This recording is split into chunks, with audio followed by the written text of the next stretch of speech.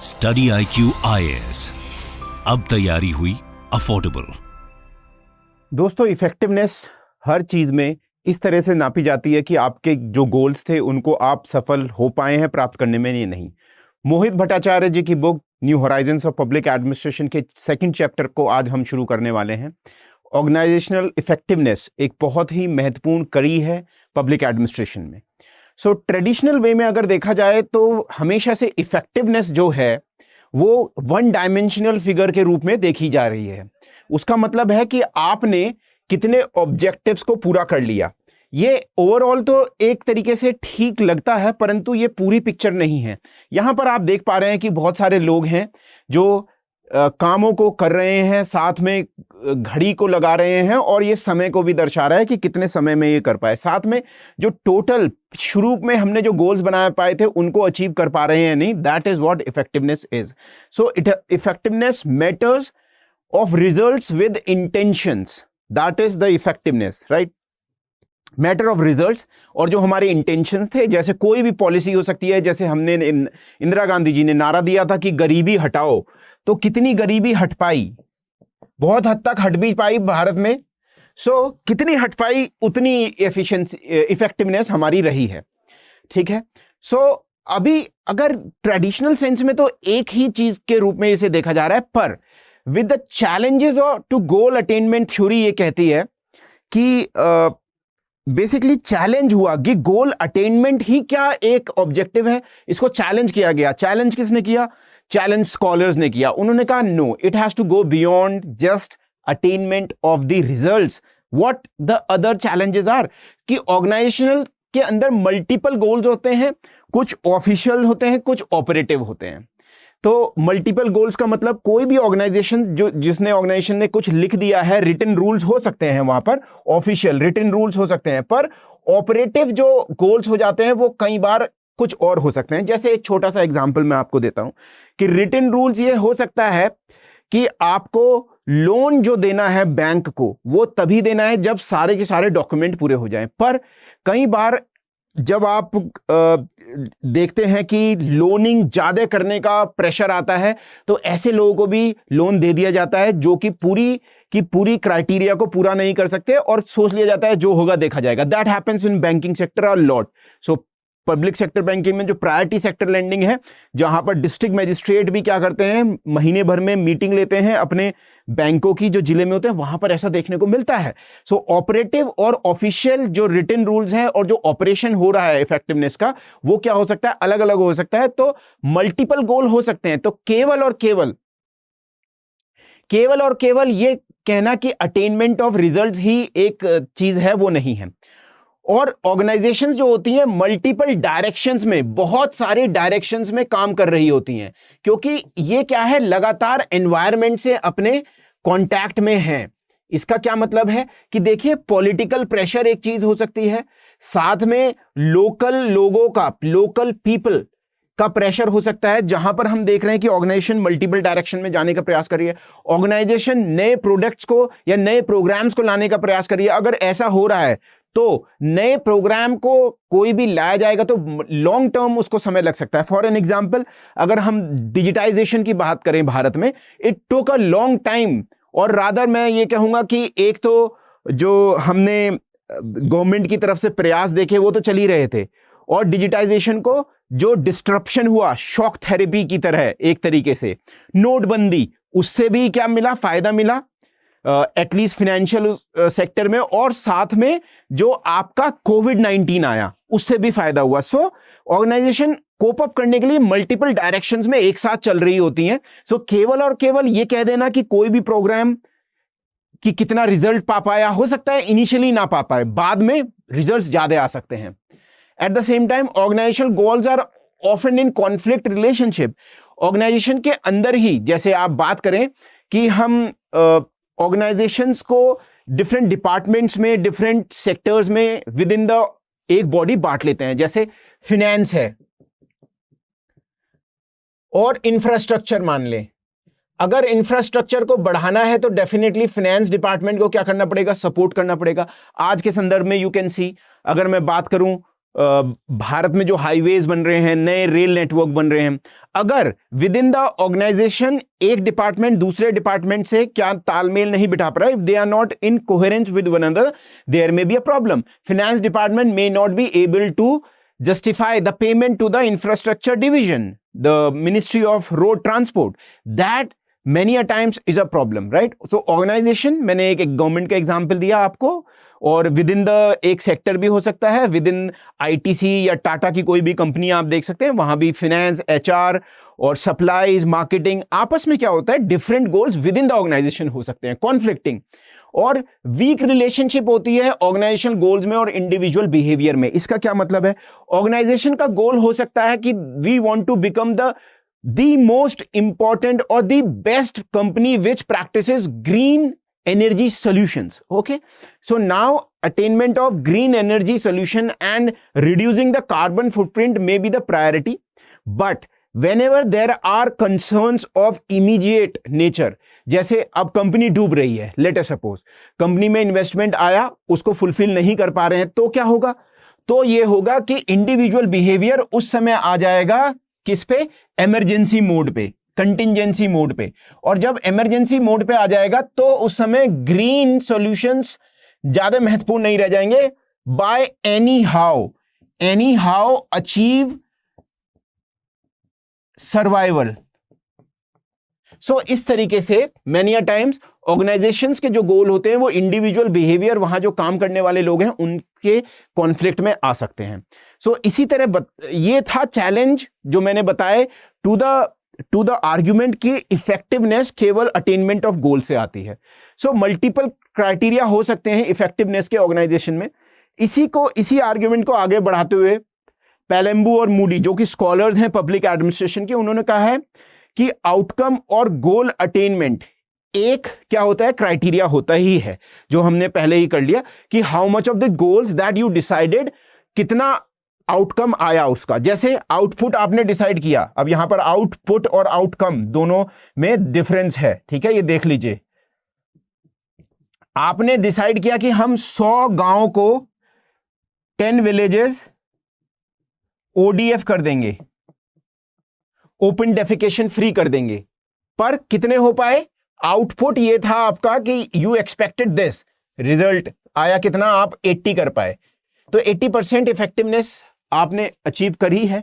ठीक है, तो ये तो एक क्राइटेरिया है ही हमेशा से. इसके अलावा एडेप्टेशंस, ऑर्गेनाइजेशन जो अपने एनवायरनमेंट में अपने को ढाल लेने में सक्षम होती हैं, दोज ईदर रिलेटिव और एब्सोल्यूट टर्म में, पूरे में या थोड़े में ही, टू एक्सप्लॉइट एनवायरनमेंट में जो भी अपॉर्चुनिटीज हैं. मतलब जैसे भारत के संदर्भ में अगर मैं आपको समझाना चाहूं, डिस्ट्रिक्ट मजिस्ट्री या डिस्ट्रिक्ट लेवल की ऑर्गेनाइजेशंस जो हैं, वो अगर अपने पॉलिटिकल, रिलीजियस, कास्ट और एनवायरमेंटल, ड्राउट, फ्लड्स ये सब आ रही हैं उस जिले में, तब भी वो क्या कर रही है, सरवाइव कर पा रही है एनवायरमेंट में, और स्कार्स जो रिसोर्सेज हैं उनका यूज भी कर पा रही है, तो भी वो क्या है, एडेप्टेड बढ़िया कर रही है. तो ये भी एक इफेक्टिवनेस का क्या है, बढ़िया नमूना है. फॉर एन एग्जाम्पल, अगर कोई जिले ने एट द टाइम ऑफ कोविड-19 बहुत ही कम जो डेथ्स थी बाय दी कोविड-19, उसको सक्षम रहे, and they use innovative ways of helping out people, right, scarce of valued resources का लोगों से भी सहायता ली. I have seen that. तो एक I was sitting in collectorate in Saharanpur, one of the ADM, Finance and Revenue, FNR, they expected big people of Saharanpur to help the government, जिला प्रशासन. ठीक है, तो ये मैंने खुद देखा. So you see, scarce and valued resources का यूज करके वहां के ADM FR ने बहुत सारा लोगों से क्या लिया, सहायता भी ली, और उसका लोगों को कोविड-19 में वितरण में जो PDS के थ्रू जो भी सामान वितरण करें, खाद्य सामग्री, उसको कराया. Okay, so system health. Now system जो हेल्थ है, प्रोडक्शन गोल्स और मेंटेनेंस गोल्स को बैलेंस करना बहुत जरूरी है. प्रोडक्शन गोल्स हो सकते हैं कि you are going for the kill, you want to achieve 100% of the roles. Imagine you are in police, और you are in district as a DM, और you are IPS in police. Fine. So now your production goals are least number of crime, least number of any crime which is being registered and happening. Fine, कोई नहीं करने दोगे, ठीक है.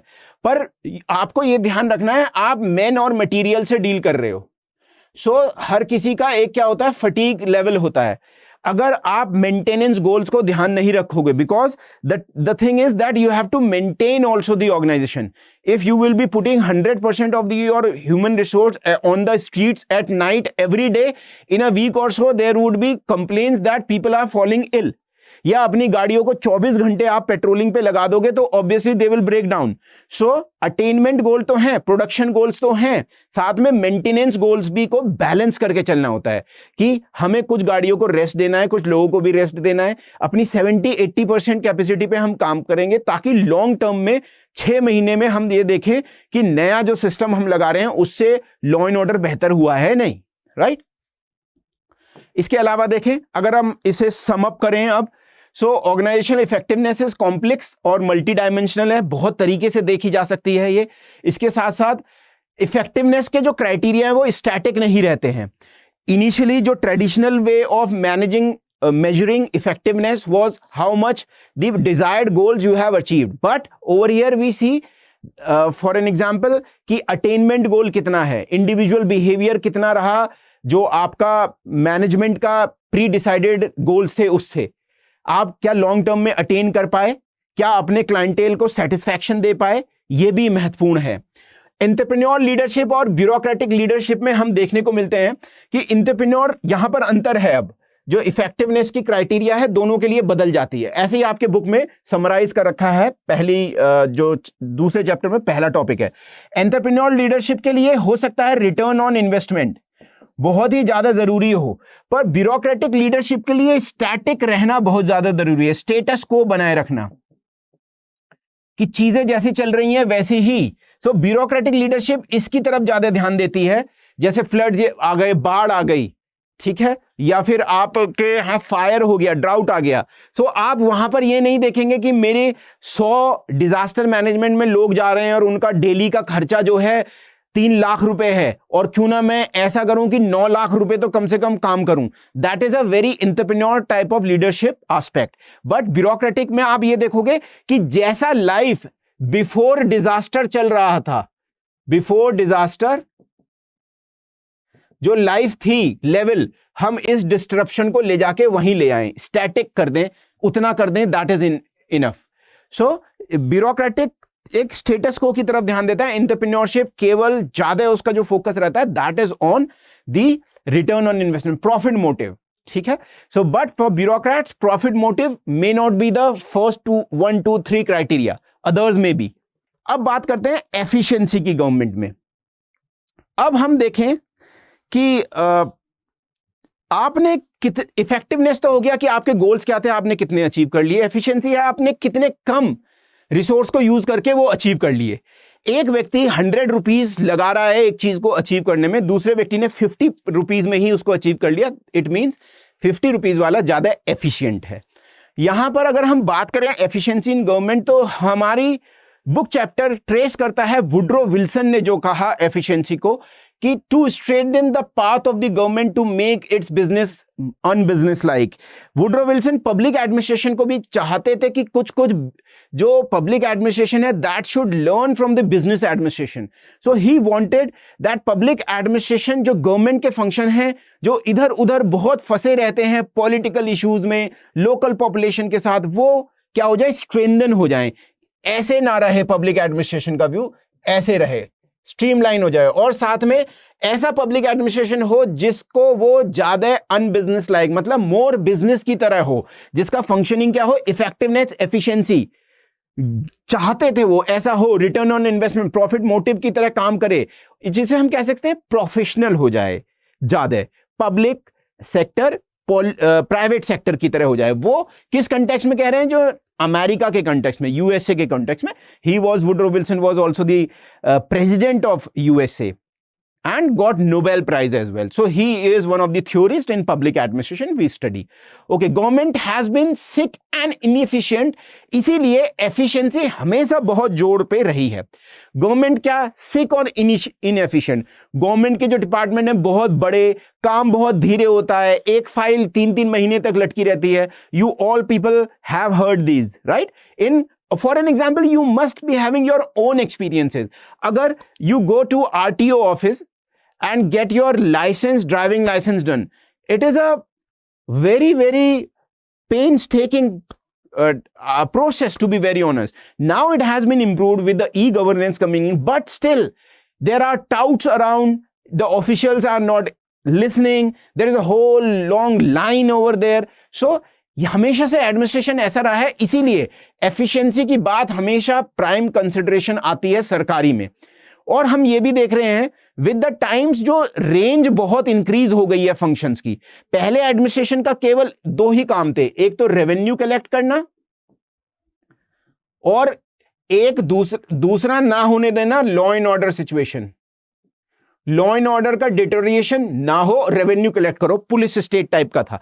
पर फिर change हुआ, रेंज और स्केल बहुत बड़े हो गए। अब आप स्केल की बात करेंगे तो इमेजिन करिए 80 करोड़ लोगों को भारत सरकार हर महीने फ्री का राशन दे रही है या सब्सिडाइज दाम पे राशन दे रही है। कैन यू इमेजिन स्केल को इमेजिन करिए। 200 crore plus Covid vaccine deliver हो गई है, इनोकुलेशन हो चुका है, कभी हिस्ट्री में नहीं हुआ ये इतना बड़ा, राइट। तो स्केल और रेंज कितना बढ़ गया है।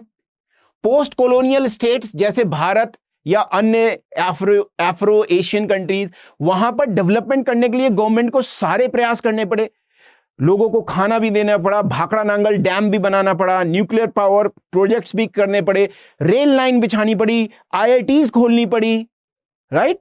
तो कितनी university, school, mid day meal, school Chalo Abhiyan, सर्व शिक्षा अभियान, ये सब करना पड़ा पोस्ट कॉलोनियल एरा में। तो बहुत ज्यादा क्या हुआ, जो एडमिनिस्ट्रेशन पहले केवल ये था अब इतना बड़ा हो गया। एक्सपेंशन अब जब हो रहा है, यहां पर अगर हम एफिशिएंसी को अचीव कर रहे हैं तो जो एक्सपेंशन हो रहा है इसके साथ भी इसमें भी एफिशिएंट पब्लिक सेक्टर मैनेजमेंट होना चाहिए।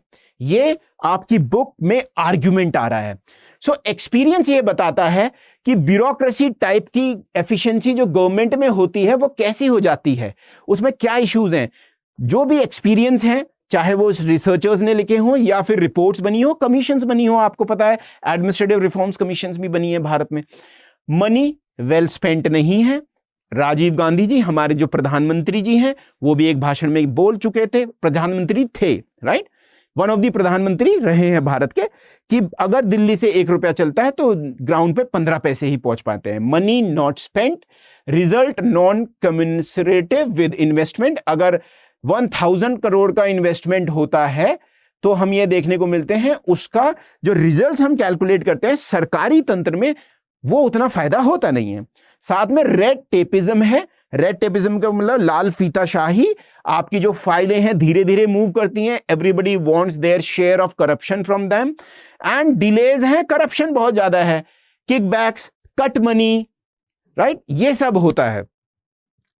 सो ये एफिशिएंसी ऑफ गवर्नमेंट जब हम देख रहे हैं तो प्रॉब्लम्स हैं। वुडरो विल्सन चाहते थे बेहतर हो जाए, गवर्नमेंट के फंक्शन बढ़ते रहे हैं तो एफिशिएंसी भी ब्रॉडर स्केल में बढ़नी चाहिए। एक्सपीरियंस ये बताता है चीजें अच्छी नहीं रही हैं। अब difference of government and business, अगर हम बात करें कि गवर्नमेंट और बिजनेस कैसे अलग अलग हैं, वैसे तो कुछ हद तक सेम भी हैं, पर बुक के चैप्टर में पीटर एफ ड्रकर जो एक मैनेजमेंट के बहुत बड़े गुरु माने जाते हैं, one of the foremost scholar in management, उन्होंने कहा है कि डिफरेंट पर्पस होते हैं, डिफरेंट वैल्यूज होती हैं, डिफरेंट ऑब्जेक्टिव्स होते हैं और make different contribution to society. Different purposes होते हैं। सोसाइटी में एडमिनिस्ट्रेशन, गवर्नमेंट का पर्पस हो सकता है कि जो सोशल इनइक्वालिटीज हैं हम वो पहले सॉल्व करेंगे, या फिर यह हो सकता है कि सबकी इक्वल इनकम हो, या फिर यह हो सकता है कि जो एक तरीके से बाइंग है वो क्या हो, मिनिमल हो, लोग ज्यादा कैपिटलिस्ट टाइप की सोसाइटी ना बन जाए जहां पर वो उधार लेके क्या कर रहे हैं, अपने ही घरों को बर्बाद कर रहे हैं। पर प्राइवेट सेक्टर तो ऐसा नहीं कहेगा, उसका तो पर्पस है कि ज्यादा से ज्यादा लोगों को बेचा जाए। वैल्यूज, यहां पर इक्वालिटी टाइप की वैल्यूज हो सकती है प्राइवेट सेक्टर में भी, कि उनको तो केवल हाई नेटवर्थ इंडिविजुअल जो एक दिन में एक रेस्टोरेंट में जाके 50,000 रुपए खर्च करके उनको टारगेट करना है। डिफरेंट ऑब्जेक्टिव हो सकते हैं। गवर्नमेंट चाहेगी चेंज लाना, इक्वालिटी लाना, ये प्राइवेट सेक्टर चाहेगा हमेशा प्रॉफिट की तरफ। डिफरेंट कंट्रीब्यूशन लोगों, हाई नेटवर्क इंडिविजुअल या रिच लोगों को या बिजनेस प्रोडक्ट के थ्रू लोगों को सेटिस्फाई करना एक प्राइवेट सेक्टर का कंसर्न हो सकता है, पर कंट्रीब्यूशन सोसाइटी में लॉन्ग लास्टिंग जैसे एजुकेशन सेक्टर को बढ़ावा देना वो गवर्नमेंट का अलग कंट्रीब्यूशन है, राइट? या फिर बच्चों में मिड डे मील के थ्रू न्यूट्रिशन वैल्यू को बढ़ावा देना, तो ताकि आगे आने वाली 30-35 साल के बाद जो यंग एडल्ट पॉपुलेशन होगी काम करने वालों की वो बेहतर हो सके. So you see the different in values, different in the methods and different in the outcomes, different in expectations and different in contributions हैं.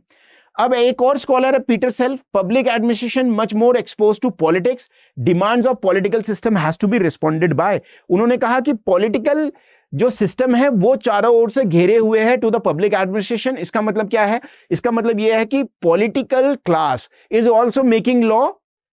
The people, there are pressure on the political masters, politically elected representative, political body like legislature, right?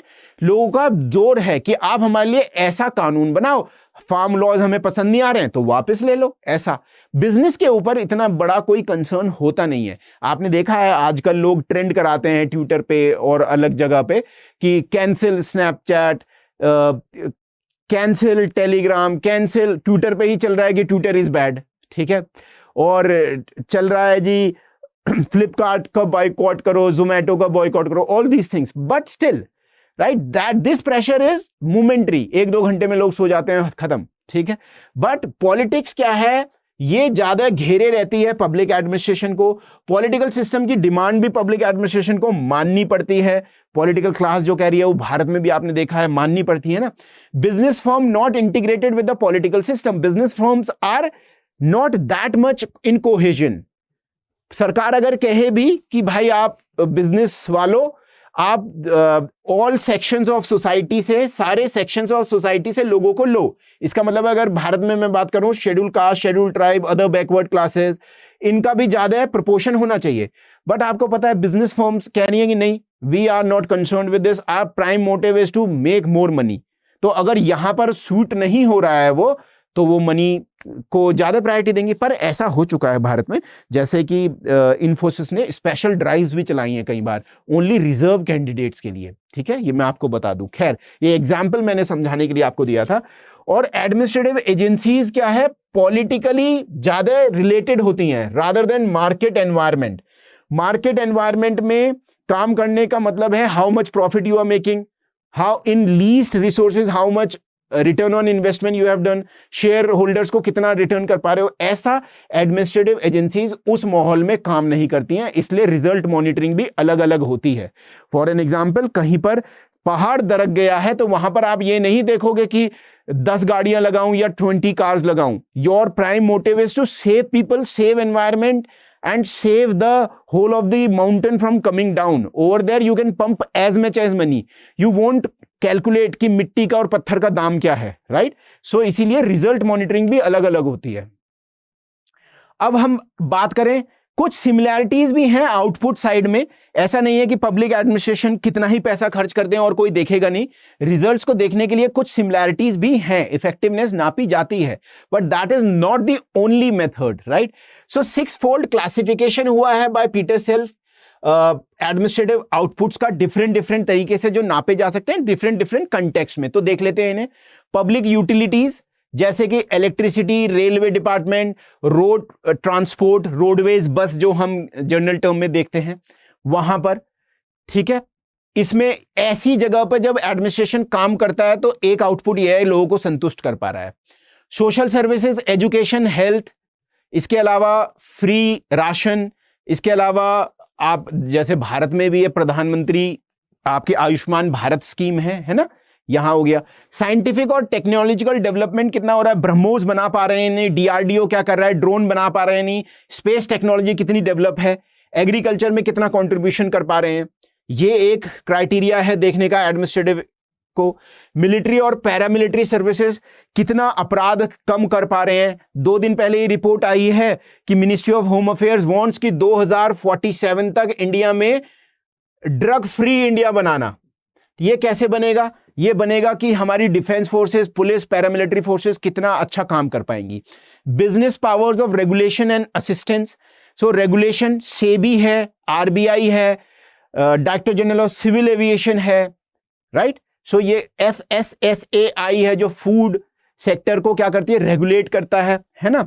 Competition commission of India है relating to safety and health of industrial workers, यहां भी industry में भी labour commissioner होता है देखना वाला। सो बहुत सारी चीजें हैं यहां पर पब्लिक एडमिनिस्ट्रेशन अपने को प्ले करता है।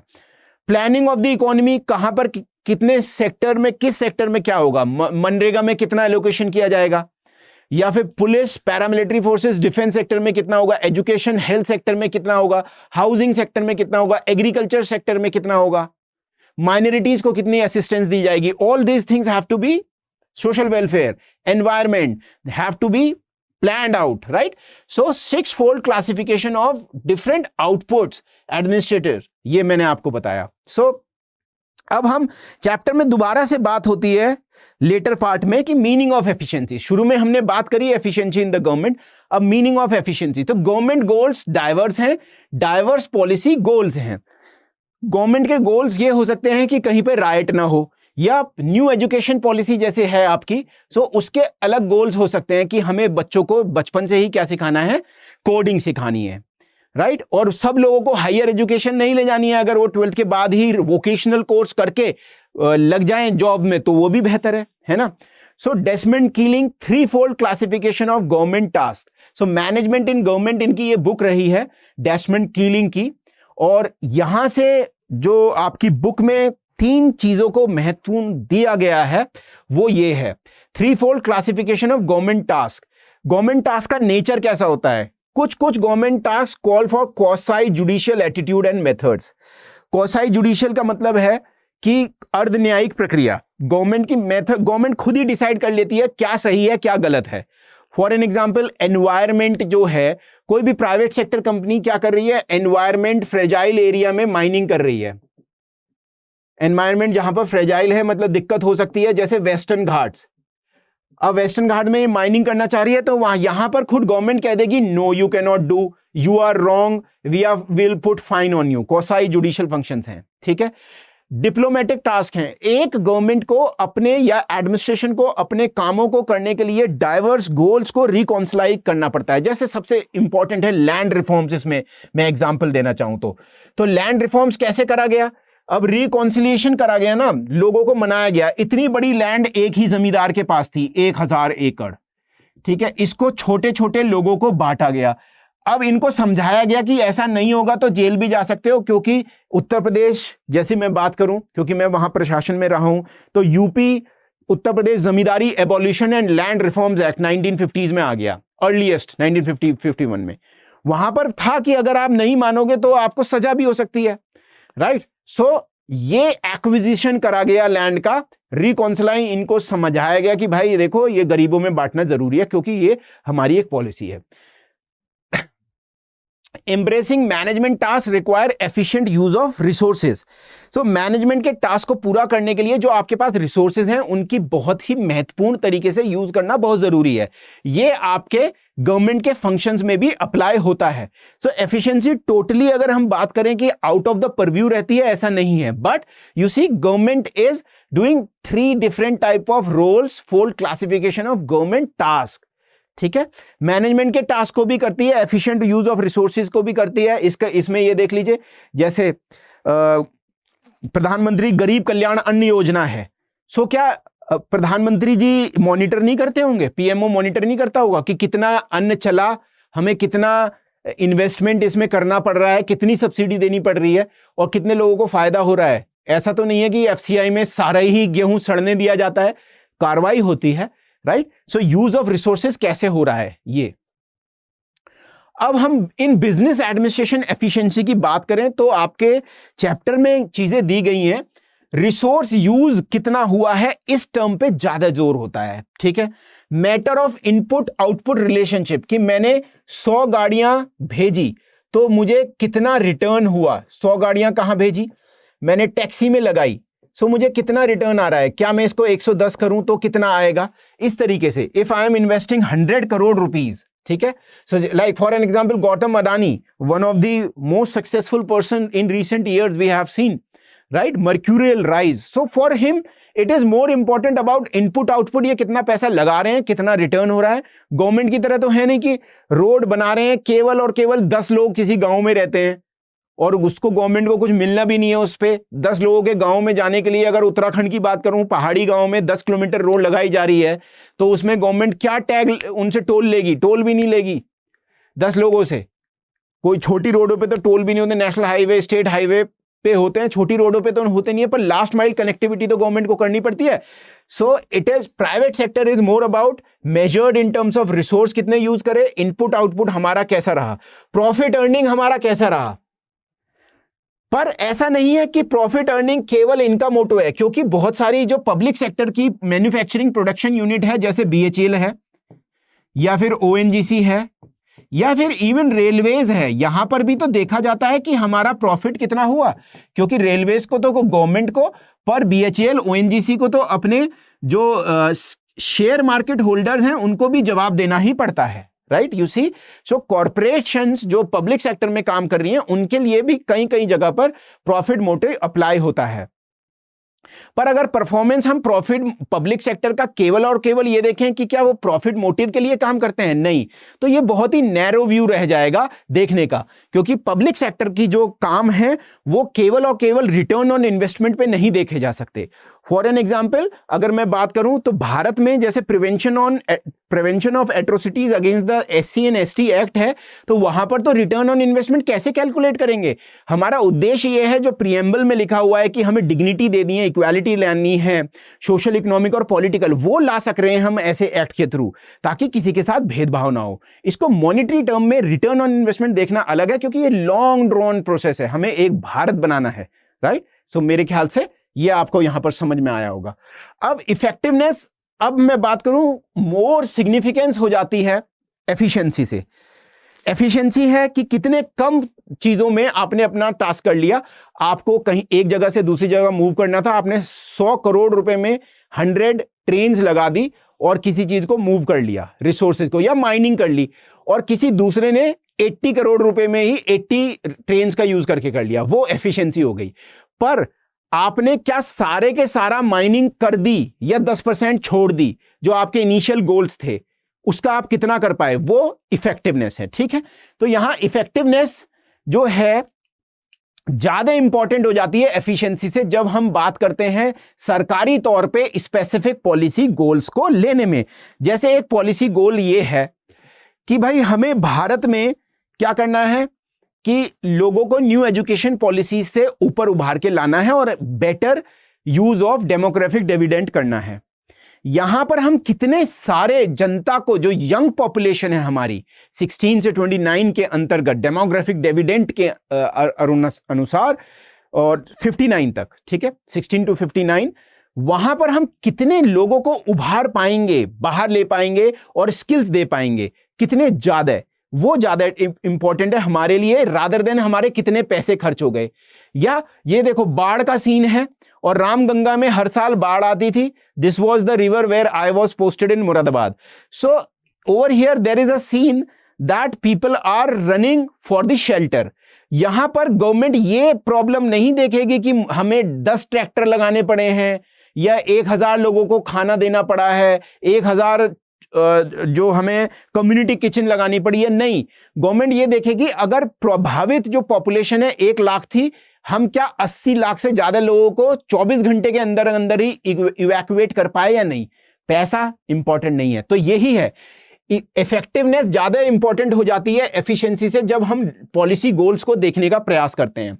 फ्लड्स में, ड्राउट में, जो भी जैसे डिस्ट्रिक्ट मजिस्ट्रेट हैं या फिर आपके IPS अधिकारी हैं, SDMs हैं, इनके लिए it is more important to evacuate people. यहां देखो ये लगा दिया है, कट्टे लगा दिए गए हैं ताकि कटाव ना हो, ठीक है, और यहां पर लोगों को इवैक्यूएट करा जा रहा है, लोग जा रहे हैं, कुछ अपने प्रयासों से, कुछ गवर्नमेंट के प्रयासों से। ये रामगंगा रिवर है, हमेशा राइज होती थी where I was posted in my tehsil only. Now you see, so DM SDM will not be concern कि मैंने 10 करोड़ रुपए खर्च हो गया है सरकार का या 10.50 हो गया है।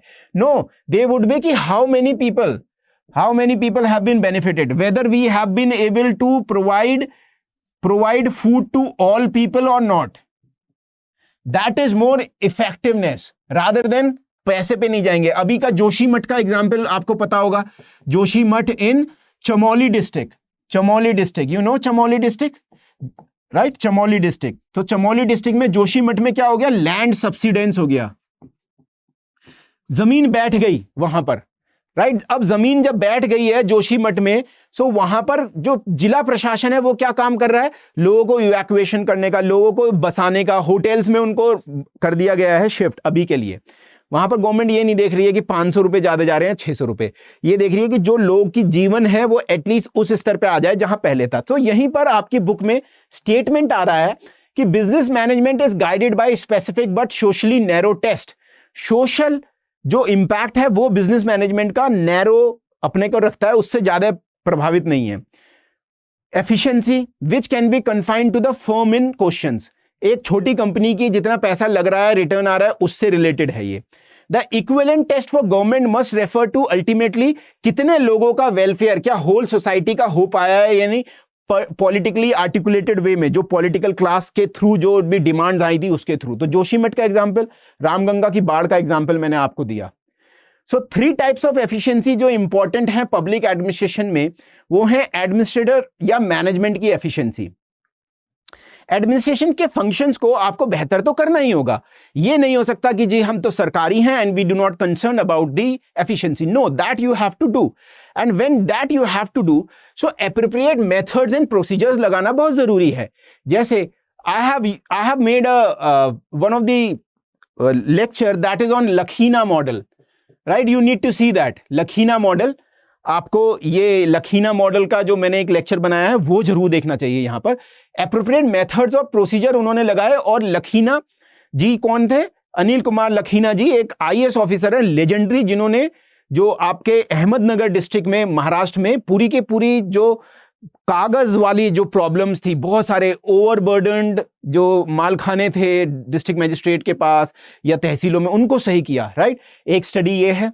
यूज ऑफ मैनेजमेंट टेक्निक जैसे work study, time study, motion study, साथ में नेटवर्क टेक्निक्स का यूज करके एडमिनिस्ट्रेशन को बेहतर करना, ये भी क्या है, इंपॉर्टेंट काम है, जहां पर हम देख सकते हैं एफिशिएंसी को इंप्रूव करा जा सकता है, और ये हो रहा है। I have while doing one of my projects, I have used the motion study and work study, जहां पर आप किसी भी काम को छोटे घटकों में तोड़ लेते हो और ये देखते हो क्या इसे ऑल्टरनेटिव तरीके से करा जा सकता है। या फिर मोशन स्टडी, जैसे कोई एक व्यक्ति है बैठा हुआ काम कर रहा है, जैसे कोई let us suppose mobile phone को असेंबल कर रहा है, सो क्यों ना उसके, अगर उसे एक टेबल से ऐसे करके हर चीज उठानी पड़ रही है, क्यों ना हम टेबल यहां लगा दें, तो अब उसके मोशन कम हो गए, उसको केवल यहां से यहां फिक्स करना है, राइट, बैटरी फिक्स करनी है अगर मोबाइल में, ऐसी टेक्निक लगा के क्या बेहतर करा जा सकता है, राइट। एक policy efficiency, right policy decisions और प्रोग्राम्स को चूज करना जो ऑब्जेक्टिव को पा सकें। हम ये देखते हैं कि पॉलिसी एफिशिएंसी, कोई भी पॉलिसी बनाई तो उसको केवल और केवल हम रिटर्न ऑन इन्वेस्टमेंट के टर्म में या छोटे टर्म में ना देखें, क्योंकि हो सकता है जैसे सतलुज यमुना कैनाल है, लिंक कैनाल, ठीक है, सतलुज यमुना लिंक कैनाल है, पंजाब हरियाणा के बीच में, इसमें बड़ा ही झगड़ा भी रहा है, और खालिस्तानी मूवमेंट वालों ने भी इसमें इंजीनियर्स को मारा है। रिसेंटली इसी साल जब बजट सेशन पेश हो रहा था तो वहां के गवर्नर ने कहा हरियाणा के कि हम इसे बनाएंगे। अब ये जो प्रोजेक्ट है 15-20-25 साल से क्या पड़ा है, डंप में पड़ा है। पर गवर्नमेंट को यह देखना चाहिए कि पॉलिसी एफिशिएंसी में कि ये कितने दिनों में, अगर आज भी इसको सफल हो जाए तो हम ये मानेंगे कि गवर्नमेंट क्या हो गई, पॉलिसी लेवल पे सफल हो गई। पॉलिसी फेलियर अगर हो जाता है तब हम उसे असफल मानते हैं। टाइम ज्यादा लग सकता है, पैसा ज्यादा लग सकता है। इसके अलावा सर्विस एफिशिएंसी, क्या गवर्नमेंट ने जिस सेक्टर को वो टारगेट कर रही थी उस सेक्टर के लोगों को खुशी दे पाई है, क्या उस सेक्टर के लोगों को सेटिस्फैक्शन दे पाई है।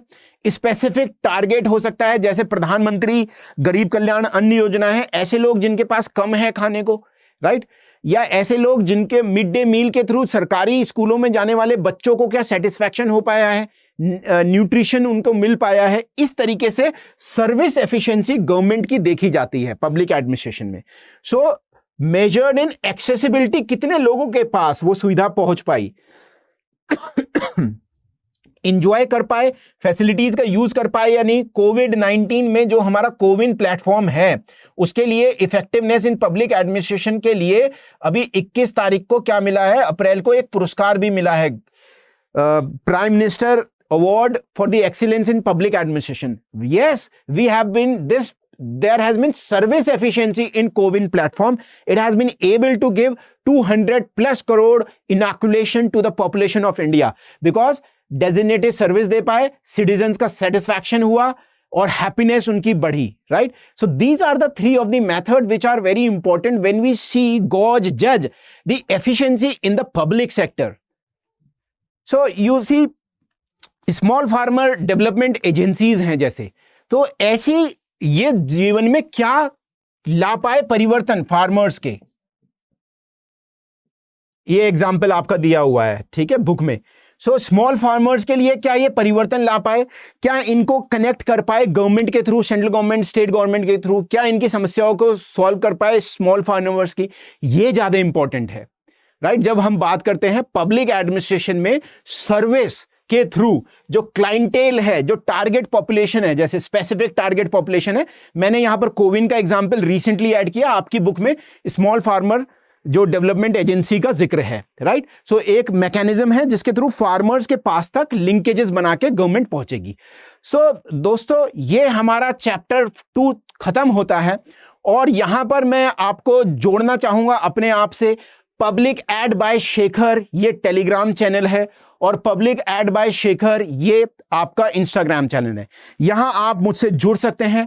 आपको टेलीग्राम चैनल पे बहुत सारी जानकारियां जो कि रिलेटेड रीसेंट आर्टिकल्स जो आ रहे हैं, प्रीवियस ईयर क्वेश्चन से रिलेटेड, साथ में हैंड रिटन नोट्स मेरे द्वारा और साथ में पीडीएफ के नोट्स भी वहां पर आपको देखने को मिलेंगे। लगातार मैं उसमें पोस्ट करता जाता हूं जो पब्लिक एडमिनिस्ट्रेशन से रेलेवेंट चीजें हैं। आप जरूर जुड़िए मेरे साथ।